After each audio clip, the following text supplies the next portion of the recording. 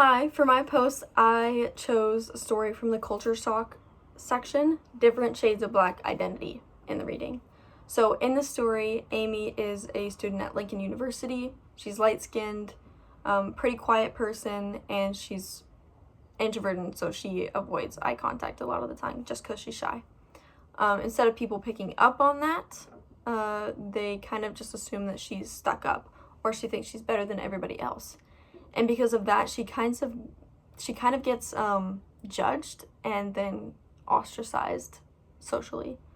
What stood out to me is how quickly people took her small behaviors and turned them into a whole personality story about her. And honestly, this stood out to me because it shows how often we can misread people without even realizing it. Like, for example, things such as her silence, her body language, or lack of eye contact don't actually mean the same thing for everybody. In Amy's case, she's just shy, but people attributed that to arrogance, which completely changes her character in their eyes. I think the situation really could have been avoided if people had just taken a bit of time to actually talk to her instead of assuming things. Even just a few conversations would have probably changed how they viewed her. And I guess that connects to the idea of having humility, because it's just remembering that your first impression of someone isn't always right, and you might be missing the whole story. Typically, your first impression is not right at all, most of the time. What really made me think is how this connects to a bigger picture too. Like how quickly our assumptions about people can turn into something really serious and on a larger scale as well.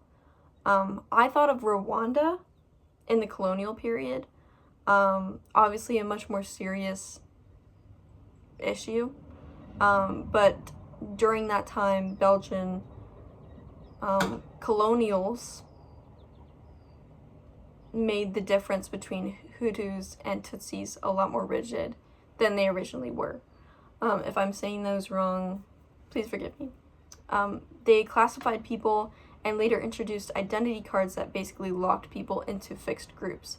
And these categories were influenced by really biased ideas, like that the Tutsis were more European looking, and they linked that to giving them higher status and better education access and administrative jobs.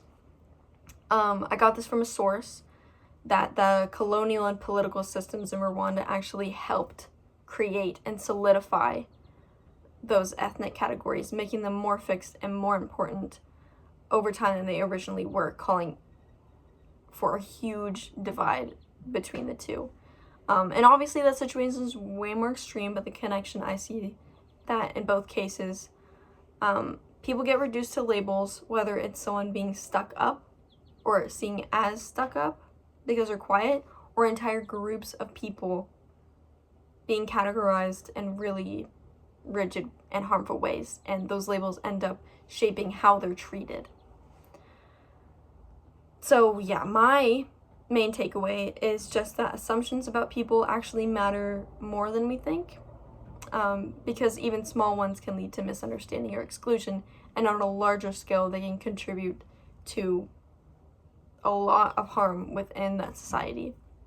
And I think it just makes me more aware of not jumping to conclusions and actually taking time to understand each individual that I come across.